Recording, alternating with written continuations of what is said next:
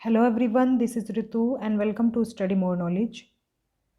तो आज UPPSC lower PCS का एग्ज़ाम हुआ था, जिसकी हम आंसर की देखेंगे आज। जनरल हिंदी की, सामान्य हिंदी की। तो भाग 2 में जनरल हिंदी से कुछ क्वेश्चंस पूछे गए थे, तो वो हम आज सॉल्व करेंगे। तो चलिए शुरू करते हैं। पहला क्वेश्चन देख लेते हैं। निम्नलिखित शब्दों पर विचार कीजिए। तो इसमें हमसे पूछा गया है, ये जो 4 ऑप्शन दिए हुए हैं, इस विकल्प में सभी शब्द शुद्ध हैं, मतलब कौन कौन से शब्द शुद्ध हैं वो वाला विकल्प हमें चूज़ करना है इसमें। तो इसमें हो जाएगा, अगर हम बात करें अतिशयोक्ति की, तो अतिशयोक्ति सही वर्तनी है, इसकी सही लिखा हुआ है। और बात करें हम थर्ड ऑप्शन की, तो मरीचि जो है इसमें छोटे ई की मात्रा का प्रयोग होता है। छोटे ई की मात्रा का प्रयोग होता है। अगर ये थर्ड इसमें शुद्ध नहीं है तो देखो एलिमिनेशन के थ्रू आप कर सकते थे। थर्ड वाला ऑप्शन अगर हम हटा देंगे तो हमारा ऑप्शन सी सही हो जाएगा, 1 और 2। तो दुर्गति जो है, ऊपर रेफ की मात्रा लगा देते हैं कुछ लोग इस तरह से, तो ये शुद्ध रूप इसका ये वाला होता है, दुर्गति। तो इसमें ऑप्शन नंबर सी हमारा सही उत्तर हो जाएगा। इसके बाद है, व्याकरण की दृष्टि से निम्न में से कौन सा शुद्ध वाक्य है। तो देखो इसमें डाउट हो सकता है कुछ लोगों को, तो कुछ ने इसमें डी ऑप्शन किया होगा और कुछ ने इसमें फर्स्ट भी किया होगा। तो देखो इसका जो सही उत्तर है वो होना चाहिए ए, उसे अनुत्तीर्ण होने की आशंका है। अनुत्तीर्ण मतलब फेल होना किसी भी एग्ज़ाम में, और फेल होने से क्या मतलब है, मतलब उसे डर लग रहा है। तो आशंका का मतलब ही होता है डर, भय या फिर अनिष्ट की संभावना, मतलब कुछ बुरा होने की संभावना हम कह सकते हैं, आशंका को बोलते हैं। तो इसके लिए ये जो वाक्य है यही शुद्ध होना चाहिए, उसे अनुत्तीर्ण होने की आशंका है। तो फर्स्ट ऑप्शन इसमें सही होगा। किस वाक्यांश के लिए प्रयुक्त शब्द सार्थक नहीं है। तो ये हो जाएगा हमारा ऑप्शन नंबर थर्ड, जो वचन से परे हो। तो जो वचन से परे हो उसके लिए वाचाल शब्द का प्रयोग नहीं करते हैं, उसके लिए शब्द प्रयोग होता है वचनातीत। वचनातीत शब्द होता है जो वचन से परे हो, इसके लिए। इसके बाद आगे देख लेते हैं। 79 नंबर का क्वेश्चन है, निम्न में से कौन सा शब्द स्त्रीलिंग है। तो मेरी हिंदी की प्रैक्टिस सीरीज चल रही है, उसमें आपको मैंने मेथड बताया है कि स्त्रीलिंग और पुल्लिंग कैसे पहचानें, वाक्य में प्रयोग करके देखें। तो इसमें डी ऑप्शन सही होगा। हम हमेशा बोलते हैं कि उसकी मृत्यु हो गई, तो इसका मतलब है ये स्त्रीलिंग शब्द हो जाएगा। बाकी का वाक्य प्रयोग करके देखेंगे तो पुल्लिंग ही ये आपको नज़र आएंगे। तो डी ऑप्शन हमारा इसमें सही होगा। गोटी लाल करना मुहावरे का अर्थ है, तो इसका अर्थ हो जाएगा ऑप्शन नंबर डी, अपना प्रयोजन सिद्ध करना। 81 है, किस विकल्प में अंग्रेजी पारिभाषिक शब्द का समकक्ष हिंदी पारिभाषिक शब्द सही है। तो इसका उत्तर हो जाएगा मेमोरेंडम, मतलब ज्ञापन। वो सीधे सीधे वही है, वर्ड मीनिंग पूछ ले गए हैं। तो डी ऑप्शन इसका सही हो जाएगा। किस विकल्प में डेप्यूटेशन शब्द का समकक्ष हिंदी पारिभाषिक शब्द सही है। इसमें उत्तर हो जाएगा ऑप्शन नंबर सी। वाक्य का कौन सा भाग शुद्ध नहीं है। तो ये वाक्य दिया हुआ है, बड़े दुख की बात है कि डॉक्टर के आने से पहले ही उसका प्राण पखेरु उड़ गए। तो इसमें हमारा अशुद्ध जो हो जाएगा वाक्य, वो ये वाला पार्ट हो जाएगा। इसमें होना चाहिए था उसके प्राण पखेरु उड़ गए, जबकि इसमें दिया हुआ है उसका, तो ये इसी वजह से अशुद्ध हो जाएगा। फिर है पैसेज दिया हुआ है, पैसेज पर आधारित क्वेश्चंस को देख लेते हैं। तो 84 है, हमसे पूछा है उपयुक्त गद्यांश का सर्वाधिक उपयुक्त शीर्षक है। जब भी आपको शीर्षक से संबंधित प्रश्नों का उत्तर देना हो तो पैसेज के बाकी सारे क्वेश्चंस सॉल्व कर लें सबसे पहले। शीर्षक वाला जो आंसर है वो आप बाद में करें, क्योंकि तब तक आपकी थोड़ी सी अंडरस्टैंडिंग बन चुकी होगी बाकी क्वेश्चन सॉल्व करने से। तो इसीलिए शीर्षक का प्रश्न अगर बाद में करेंगे तो ज़्यादा बेहतर रहेगा। तो इसमें उत्तर होगा अहिंसा का मार्ग, क्योंकि इसमें सबसे ज़्यादा अहिंसा का ही जिक्र हुआ है, अहिंसा के बारे में बात की गई है। तो बी ऑप्शन इसमें सही हो जाएगा। नेक्स्ट क्वेश्चन है, पैसेज पर आधारित है। निर्भयता आदि गुणों को सीखने के लिए आवश्यक है।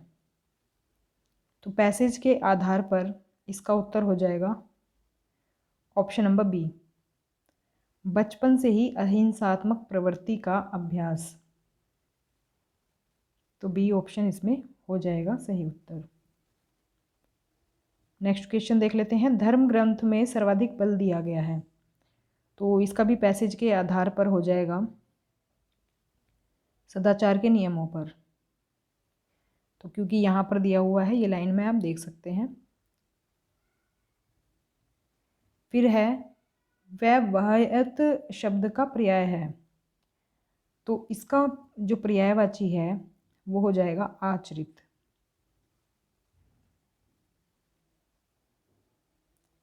नेक्स्ट क्वेश्चन है, उक्त अनुच्छेद में फौजी की गतिविधियों का इसलिए उल्लेख किया गया है कि।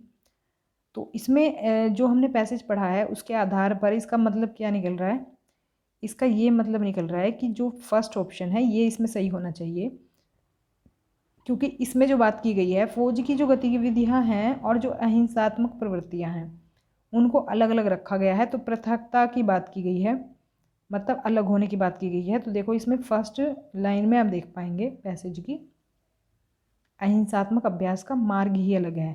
और देखो फिर फौज की गतिविधियों की बात की गई है, फिर इसके बाद लिखा गया है कि अहिंसात्मक अभ्यास इससे बिल्कुल भिन्न है।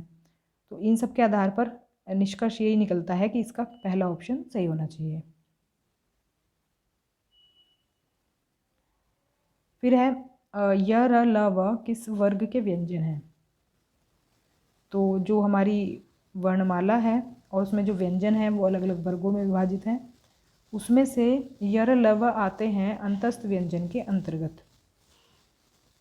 नेक्स्ट क्वेश्चन है, निम्न में से कौन सा संधि विच्छेद सही नहीं है।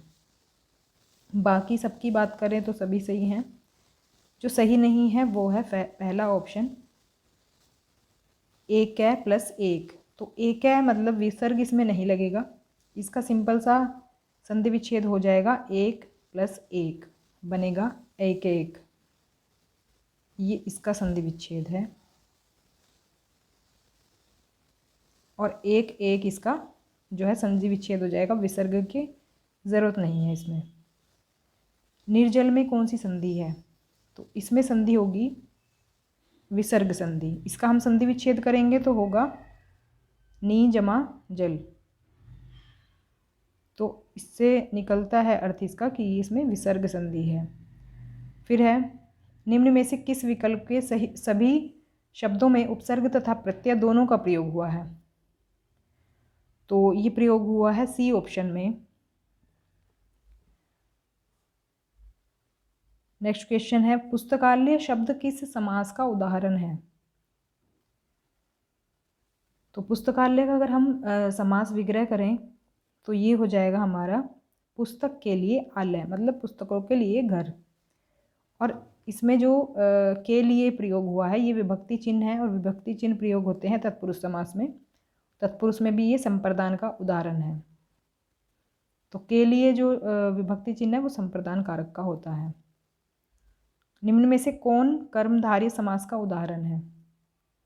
तो इसमें होना चाहिए श्याम सुंदर। कर्मधारय समास की पहचान होती है विशेषण और विशेष्य। पहला पद विशेषण होता है, दूसरा होता है विशेष्य। तो इसमें श्याम जो है विशेषण है और सुंदर जो है वो विशेष्य है। फिर है श का उच्चारण स्थान है। श जो उच्चारण स्थान है वो है मूर्धा। इसके उच्चारण में जो जीभ है वो हमारे मूर्धा को स्पर्श करती है, जो हमारे मुंह का ऊपर वाला हिस्सा होता है उसको टच करती है, इसलिए हम इसे इसका उच्चारण स्थान मानते हैं मूर्धा से। नेक्स्ट क्वेश्चन है, निम्न में से तद्भव शब्द है। तद्भव आप जानते ही हैं, तत्सम तो एज इट इज़ यूज़ होते हैं संस्कृत से लाए हुए शब्द हिंदी में, लेकिन तद्भव जो है परिवर्तित रूप है संस्कृत के शब्दों का। जो कि हिंदी में प्रयोग होता है। तो इसका उदाहरण हो जाएगा फूल। डी ऑप्शन इसमें सही होगा। फूल का तत्सम होता है पुष्प। किस विकल्प में सही विलोम युग्म नहीं है? मतलब है कि सही विलोम शब्द का मेल नहीं है। देखो इसमें मुझे दो में गड़बड़ लग रही है विलोम शब्दों में। देखो ये दोनों तो सही हैं, प्रसन्न विषण्ण का दुखी होता है, तो ये दोनों तो सही हैं, लेकिन मुझे इन दोनों में डाउट है। ये तो बिल्कुल ही गलत है, क्योंकि सुगम का जो है सुगम का जो विलोम होता है वो होता है या तो अगम या फिर दुर्गम। और ये इसलिए गलत लग रहा है क्योंकि इसमें दोनों सिमिलर से शब्द दे दिए। भोक्ता होता है भोगने वाला और भोग्य होता है भोगने योग्य है, तो ये तो कोई अपोजिट मुझे लग नहीं रहे हैं, तो ये भी गलत होगा। तो अब देखते हैं कौन सा सही होता है ऑफिशियल आंसर की में। बाकी इसमें फर्स्ट ए और सी में से कोई होना चाहिए। किस विकल्प में सभी शब्द परस्पर पर्यायवाची नहीं हैं? तो कहने का मतलब ये है कि पर्यायवाची का जोड़ा जो है कौन सा गलत है। तो अगर हम इसकी बात करें तो ये तो सही है, ये भी सही है और ये भी सही है। इसमें गलत है सी ऑप्शन। ये जो दो शब्द हैं ये तो एक दूसरे के पर्यायवाची हैं सही, लेकिन जो चपला है ये अलग है इनसे। चपला का मतलब होता है बिजली, बिजली। किस विकल्प में शब्द युग्म का अर्थ भेद सही नहीं है? तो इसमें निकल कर आया है गलत ये वाला। बाकी सब तो सही हैं, लेकिन इसमें नेति का तो अर्थ सही दिया हुआ है। नेति जो है, नेति बड़े ई की मात्रा है जिसमें, ये वाला गलत है। इस नेति का मतलब होता है मथानी की रस्सी, तो बी ऑप्शन हो जाएगा इसमें। निम्न में से तत्सम शब्द है। तत्सम वही जो संस्कृत से एज इट इज़ यूज़ होते हैं हिंदी में, मतलब ऐसे ही उठा लिए गए हिंदी में, कोई परिवर्तन नहीं किया गया है, तो वो होते हैं तत्सम शब्द। इसका उदाहरण है पुष्प। बाकी सभी ये तद्भव शब्द हैं। पिया का तो होता है प्रिय, तत्सम शब्द, सॉरी तद्भव, क्योंकि इसमें हमसे तत्सम पूछा है ना, तत्सम तो पुष्प हो गया। बाकी सभी ये तद्भव हैं। अगर इनके तत्सम की बात करें तो पिया का हो जाएगा प्रिय, पलंग का हो जाएगा पर्यंक, और शुआ का हो जाएगा शुक। शुक मतलब तोता। तो ये होगा इसका उत्तर। तो ये थे हमारे क्वेश्चंस, सभी मैंने करा दिए हैं जो भी हिंदी के इसमें दिए हुए थे। तो मिलते हैं, अगर आप हिंदी किसी की भी एग्ज़ाम के लिए तैयार कर रहे हैं तो हिंदी की प्रैक्टिस सीरीज़ मेरे चैनल पर चलाई जा रही है, आप चाहें तो देख सकते हैं। तो मिलते हैं हमारी नेक्स्ट क्लास में, तब तक के लिए stay connected and keep watching study more knowledge. Thanks for watching.